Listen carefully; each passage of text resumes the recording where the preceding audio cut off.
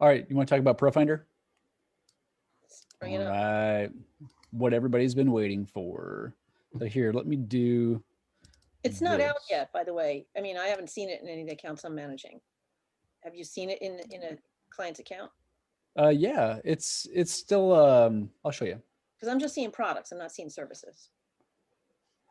Yes, I'll show you. Let me turn on my mouse cursor and then share my screen.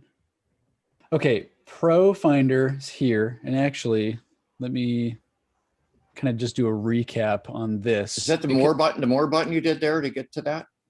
Yeah, I'll show you in a second. So just really quick recap. Last fall, right? Or actually before last fall. Last fall was when we started seeing the Profinder rejection. So last year, LinkedIn said, hey, we're doing open for business. And we were like, what is open for business? It seems kind of vague. There's like nothing there. So now you're starting to see them put little pieces under that umbrella.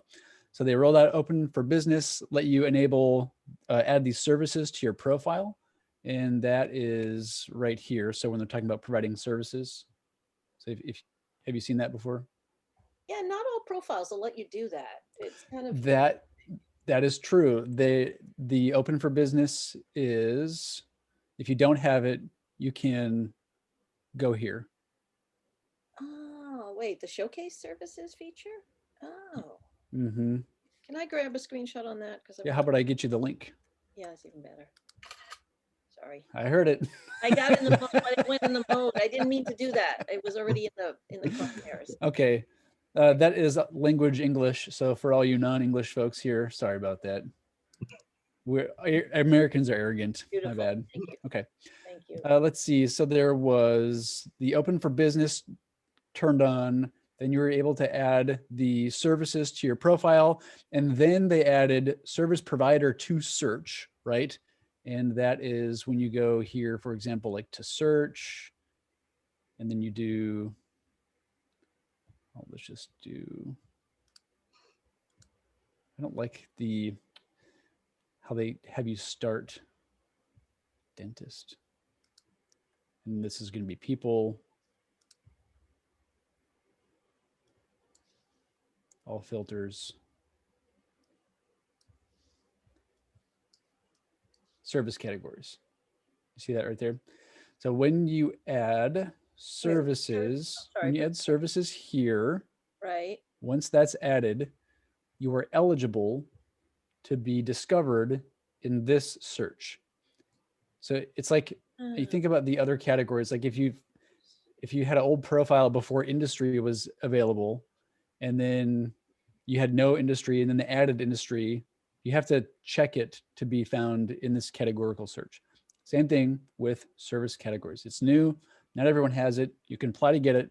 Once you get it and select your service, so we can go here, add services, and you have to do it from a predetermined group. You can't just type in whatever you want. That's still a weakness in my opinion, because there are a bunch of service categories that are just, they're so general. I 100% agree. And I think, Rusty, that you'll see more coming, because when with Profinder, the amount of service categories that they had was like, I was really surprised. They even had a bunch of BDC stuff in there, like roofers and stuff. Yeah. I mean, yeah. we do a lot of site and application accessibility consulting. Yeah. And there's nothing around web accessibility, site accessibility, application accessibility at all. So people with disabilities just get, left out in the dirt. For sure. For sure. So it is absolutely limited. You have to choose something that they have already said is an option. So once you've done that, you can be in search, right? There was that. And then last fall, I'm going to ballpark it around October, November, they stopped accepting new Profinder applications. Couldn't figure out why. They said add open for business to your profile, but we're not taking Profinder applications. And then a few weeks ago, when we were looking at the product page documentation, they had that one line in there. Remember? I was like, what the heck? Like, they said, we'll be launching a services marketplace in the near future, where service providers can add and promote their services through our platform. I was like, what the heck? And then just yesterday, I discovered that Profinder redirects to services, the URL redirects, and then it looks like they're still kind of developing it. So if you go, Mike, to answer your question, if you go here to work, where did it go? Oh, sorry, Profinder. So you go up here to work and then Profinder. You can see down on the bottom here, the URL will say it's Profinder. You see that? Yeah. LinkedIn.com/Profinder. And then when I go here, Takes I'm you- redirected to /services. Interesting.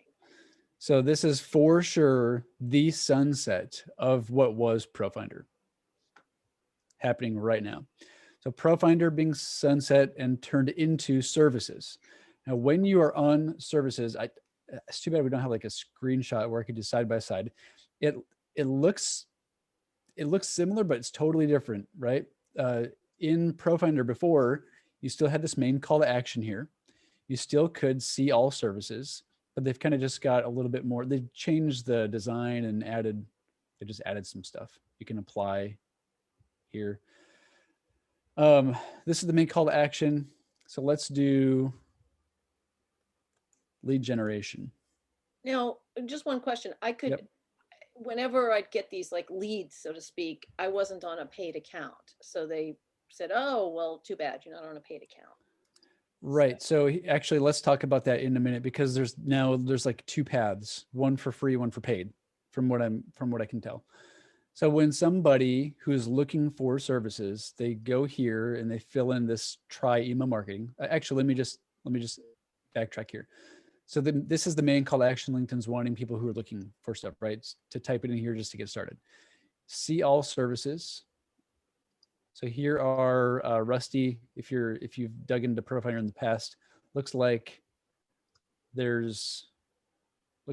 kept everything. I'm not sure if all of these are on the open for services, but I'm not even sure about accessibility. Interesting. Probably not much. Well, Yeah. coaches. But definitely more than industry. Yeah, So yeah. let's Okay. go back. How it works, discover, review, hire. Let's just go like here again, lead generation. I just applied for it for one of my clients. And they're, oh, look at all these. So these are people that have this? Right. So here's one of the big splits now. This is one of the big changes. One in the past, when you go to Profinder and you go through that step where you choose your service, it took you right here to the get proposals questionnaire. Now there's a difference where you can get a proposal or you can look around yourself. All of these people have the open for services lead generation, free and paid accounts. So what LinkedIn's doing is they're letting you choose between like looking on your own and then messaging someone or asking for proposals. That is a really big difference, really big change. It has implications in my mind for optimizing your profile to be right here. I'm like, why? I was looking into this the other day. I was like, why is Vincent right here?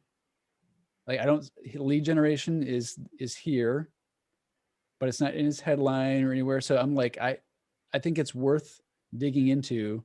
Like, there's going to be an SEO, if you will, an optimization to be found in right here.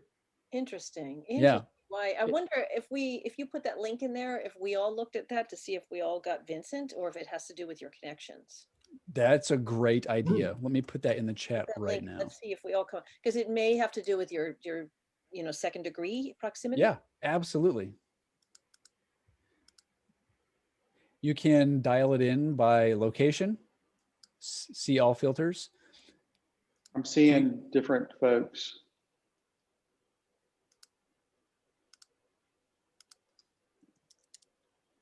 Okay, here's one thing too. Oh, wow. I am too. I'm seeing Addie is the one LinkedIn marketer you should follow. Interesting. Wow. This is one thing that I'm thinking, remember when Mary Tucker came on and she was talking about Profinder, and they had done just an unimaginable amount of money from Profinder. She said, and they had dealt with thousands, not exaggerating, thousands of RFPs through Profinder, and she had more data than I did. And she said that what happened with the RFP process, and I'm kind of guessing they took some of the logic and put it in here. She said that location was a factor, Okay. and then mutual connections, because people are more likely to do business with someone in either the same town or who knows someone that they know. So I'm kind of just assuming that, Isaac, that's what I'm seeing in mine. It's like Yeah. people in Columbia, near Columbia, like Charleston, and then the next variable is mutual connections. Clearly Yeah. what it is. Yep. Same here. I'm getting Orlando. Why aren't they giving me any first degree connections? Because I'm connected to a lot of lead generation people. So I don't know. That's a really good question. Actually, all what second degree. So what that's that's true. That's true. Do you I'd think be that's more likely to intentional? work with somebody I had a first degree connection with than a second degree connection. I agree. Unless I'm curious if anybody's seeing any first degree connections. No, I don't Nope. see any. No, not at all. Are you That looking is, at 45,000? Is that what you're bringing up as well, Rusty? 45, 749, and most of them are, it's Yeah. weird. It's like a lot of Columbia, Charleston, and then all of a sudden it jumps to people like in California. And then Yeah, I have all over. 45,606. So we're all getting about 45,000. Me too, but I have ones. I have ones on mine. you I do got a have ones bunch of on them. yours. You got one? Yeah. Oh, there. Yeah. Oh, Darren Shaw. Darren. They're Yeah. special. What's he doing on here? So there you go. There's your ones. They just weren't at the top. You'd think Huh. they would put those at the top though. I mean, Yeah, the ones were at the bottom of my page. So that was funny. I don't have any ones. I scrolled to the bottom of the page and they were ones at the bottom got of the one. page. Anthony Chiavarello. I don't even know who he is. But and I got Shay Rowbottom came up. Okay, Mackenzie Fox. Okay. Okay, now I'm getting some ones. But still, So here we have 36 connection shared, 24 shared, 74, 20, 12, 35 going way down here, 37. So I don't see like a rank order with shared connections. Just so happy to see I have no competition. Yeah, but there's got to be a way to be intentional about getting more about getting right here, right? Especially if somebody wants to do business in their town. If I'm in Spring, Texas, what happens here is you actually leave the services section sorry. and go to the search page, I believe. My computer wants to be slow right now. Did you put those locations in there? Where Nope, did this? where did that come from? their default. Oh, no, sorry. It keeps us in services. So these are all in Texas, right? Call to action to get proposals, but they're all in Spring, Texas. I'll go back and then let's go to see all. These all the locations. Houston. Kind of interesting, huh? It is. If people use it and stuff, it would be Right. particularly I interesting. totally agree. Like a lot of other things that just may kind of come and go, like Profinder itself. I thought most of the people that ever reached out to me were looking for the lowest possible price and they were not qualified. But I think like if you're a CPA or somebody like that, somebody's looking for someone to do your taxes, that's a good thing. Or, some of these categories, I think home improvement, that's weird. That's really weird. So you get two call to actions as the user: get proposals and send a message. This is where, Judy, we're talking about the difference between paid and free, right? So in the past with Profinder, is mostly just you got like 10 free proposals you could send, and then after that you had to pay for at least LinkedIn business, right? So $50 a month. Now, if you've added the services to your profile and you're appearing in search here, you can go here to message. It's going to take me to their profile and it's going to pop up a message here's the lightbox for their services, right? Message, and then here, Mhm. business inquiry. Subject See that- that? I know Joy Milkowski. She used to you? be in Denver, but I know Joy. Yeah, she's wonderful. Are you serious? She's in my town. Yeah, you should look her up and mention my name. I will do that. That's fun. Yeah, we Maybe used I'll to do just- big networking events in Denver back in the 2000s, early 20 teens. And her company did web development. I think it's Net Results. Scroll on down and see. Net results. There you go. Net Results. There we Oh, go. small world, Do you have a premium small world. account? No, she doesn't have a premium account. Oh, interesting. Right. So that's a big deviation as well. Call to action, you can get a proposal, or you can dig around on your own, check out someone's profile, and then message them, and there's no cost for the service provider. You know what I think is kind of interesting? They have photography and they got it down to the minutia of pet photography, food photography, sport photography. I just think that's bizarre. Whereas they have, you know, like the stuff we do, and it's lumped into, you know, one big giant whatever marketing. If you go the route here where you are going to choose get proposals, you're going to answer the questions, right? Let's do social media, continue, less than 10, ongoing, continue, the next month, in person, don't have a preference, continue, step 4 forward, other details, zip code, and then get free quotes. As soon as I push get free quotes, what's going to happen is that's going to be it's going to go to my projects. So if I submit the request, it goes here to my projects. You can see that my projects still lives in the Profinder. Yep. So they're still working on it. Definitely changes still to come. If I go to client requests, this is somebody has sent an inbound request. Pretty sure you'll have to have a paid account for this. That's how it has been in the past. So just a best guess there. And then you can view and then reply. I did a meeting with Doug Geiger. Nice guy. Wasn't a good fit, but cool. Pretty interesting. Yeah. I think Mike's point is valid, where it's only going to be as valuable as the quantity and quality of people that use it. But I do think that Profinder, they never gave any exposure to. And It was so I feel like it never really got off the ground big time. I mean, Mary made an insane amount of money. Yeah. But that's because of what she was selling, and those kind of people were just using LinkedIn more. Since this is now baked into standard search, I feel like that reflects that LinkedIn's committed to building this out. So I would expect the engagement to increase on services as time goes on. I don't know how or when, but this is a big improvement from Profinder for sure. I always thought Profinder was a ruse to get people to upgrade. You know. Yeah, it may have been. Yeah. But it's also buried. Like, I never go here. Yeah. I never go into this work thing ever.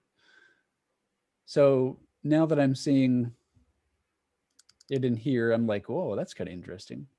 And it's probably because they were trying to compete with like Upwork and things like that. They saw that maybe as a revenue stream. Oh, it's absolutely revenue. There's no play at all for this in Sales Navigator, as I recall. Is that correct? That is correct. This is not in Sales Nav. And honestly, I don't think it will be, because why would it be? I'm using Sales Navigator to sell to someone. This is for me wanting to buy something. It's backwards, totally opposite. That's right. Sales Navigator's for sellers, not for buyers. I get that. I was just kind of wondering, there's no box over there. But there are some things that LinkedIn can do that Sales Navigator can't, right? Yeah, there's lots of things actually. But I mean, in search. You could also use the service provider as a search filter if you want to sell to them, right? So you could choose that. I'm kind of curious what happens if I do view in Sales Nav, how they spin that over.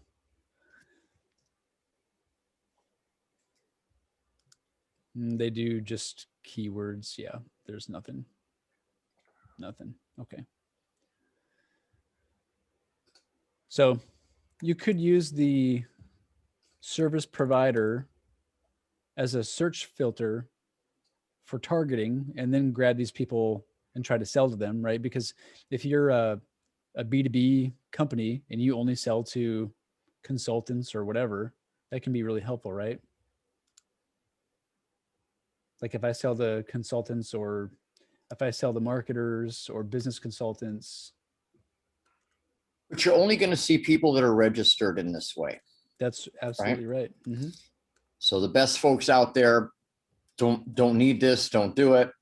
This is for folks that, I don't know. I was just saying, if you're not in the phone book, you can't be found. Well, if I'm selling, like an email marketing software, I might just go to everyone that says, hey, I make money by doing email marketing.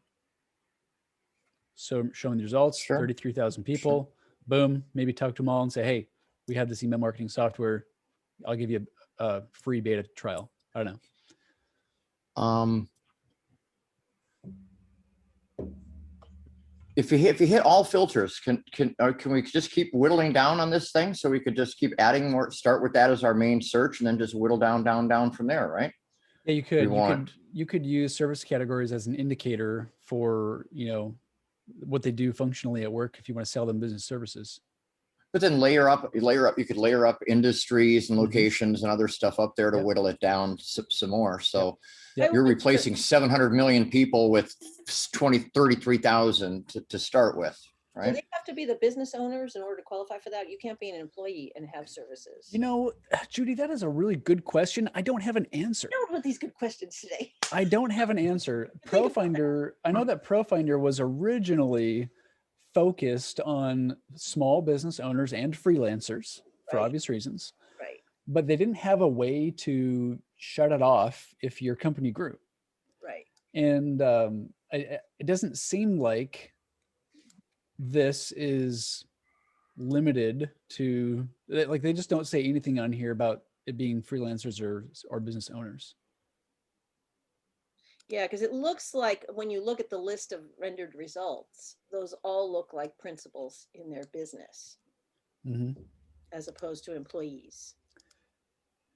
Yep. This feature is being gradually rolled out and may not be available to you at this time. And this, yeah, absolutely. I'm still waiting for the newsletter feature. Anyone here get the newsletter feature? Nope. So what I want to do is I want to figure out how to be right here where Salvatore is. That's kind of what's on my mind, is if I can, I don't know, if this is free real estate, LinkedIn built it. And if people are going to end up going here, I want to be number one.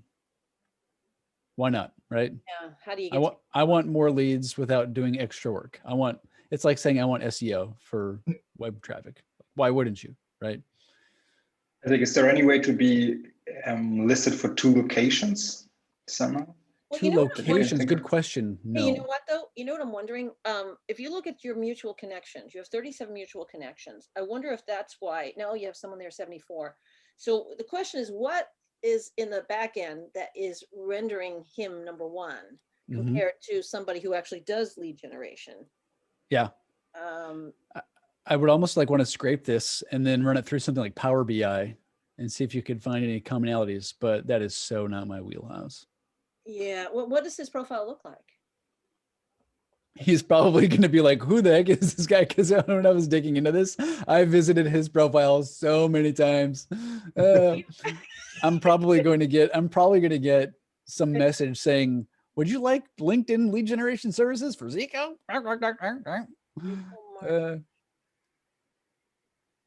California. Yeah. 28 mutual connections. Activity. He's only got 4,000 followers. Kind of a bare bones profile. He doesn't even have a freaking company page, which is like unbelievable. Yet he's on number one.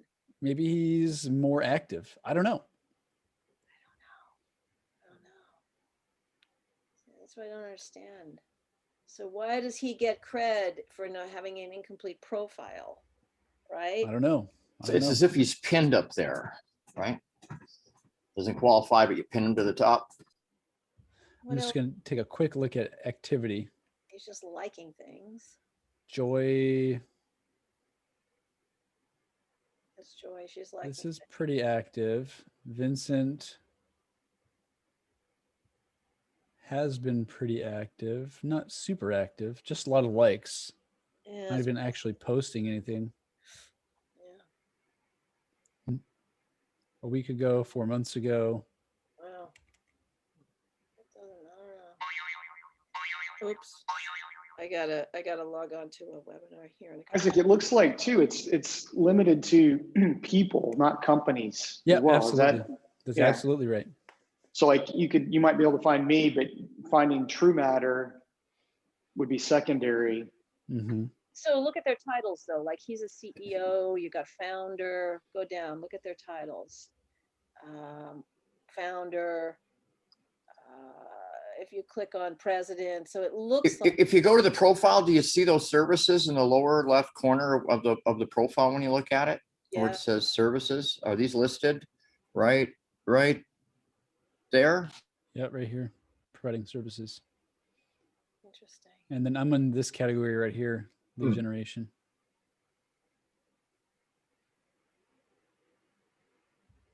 Yeah, I have providing services activated on mine, but I'm not showing up in any searches. Maybe Yeah, there's a crossover with skills listed on your profile and a number of endorsements for skills in an algorithm. That's possible, isn't it? It is possible. I have no answers other than I'm now thinking how I'm just now thinking about it. I want to be right here. I want to be right here for as many people as possible. So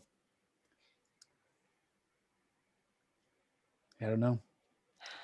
Well, whatever we can do to help you get there. Just keep looking at that guy's profile. So, but like looking through here, I mean, this is lead generation and it's everywhere, right? And I'm definitely seeing a disproportionate quantity of people in my hometown. This is like out of these. So here's one. This one is here. This one. This one. This one. This one. This one. Not this one. This one. Yes. I had the same thing. I had most Minneapolis people mostly, and then there were Denver people. I lived in Denver for a while, or I have a disproportionate, and then a mix of others, Austin and some others. But it was kind of like you, same thing, Isaac. I wonder if it's like priority 1 is location, and then maybe priority 2 is shared connections. So 74, 27, 12, 35, and then Salt Lake City here, 23. I don't know. I really don't know. They have a randomizer routine that just randomizes the stuff, Yeah. something like that. It seems like it sometimes, doesn't it? It does. They just shuffle the cards. Maybe they don't have anything right now. Maybe we're giving him too much credit, right? We're giving him too much credit. What, an algorithm? Come on. They're like, no, this is just temporary, guys. Don't worry about it. Never thought of that. I think it does. I think it is worth mentioning. I think Rusty pointed this out, that since you're doing a search for people, and it's not so much like a company search, you do a Google search and you're going to get a company business website. You do the Profinder search, you're going to get an individual. I think that is going to just mean that it is going to be more towards solopreneurs, small business owners, and freelancers for both the service providers and the type of services that you're looking for. If I'm looking for a big company and I'm looking for a company, I might not find services very appealing. That Hey, is true. Isaac, can I Yep. add to something you just said? Yeah. I did a search on user experience design, and in the first 20 that popped up, I knew about 6 of them, most of whom were in Colombia, and all of them essentially work for large corporate enterprises. Oh, wow. But it's not real obvious. What's real obvious is you see who they are, kind of their title, and that they do user experience design within their offering. but there's very little Mm. tie-in back to their big, Colonial Life or Unum, Yeah. or the big company that they work for. So they almost look like solopreneurs or entrepreneurs, as Side you alluded jobs. to. Yeah. Yeah. Yeah. And if I am just a 9 to 5 employee and I'm making decent money and I'm busy and I don't have any interest in doing a side job, I would kind of be annoyed by people asking me Well, to do jobs, right? I would say in my first list of 20, none of those folks that I know locally do freelance work. They all work for big 9 to 5 type companies, which is interesting. It is interesting. Well, LinkedIn's prompting people to add it to their profile. It's like when you go to your profile and do updates, they're prompting you to add it.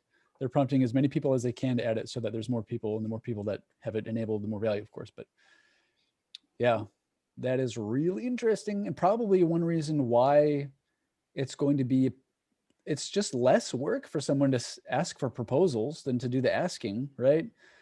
And I feel like it's almost like having a bunch of people have the services on their profile, and then the ability for you to kind of dig around is nice, but it's like a lame gimme, because really at the end of the day, what you're going to want is just some RFPs. You're just going to want somebody else to do the work and then pick from 5, which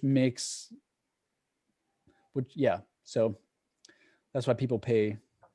For one of the reasons why they can pay is to be able to send those quotes.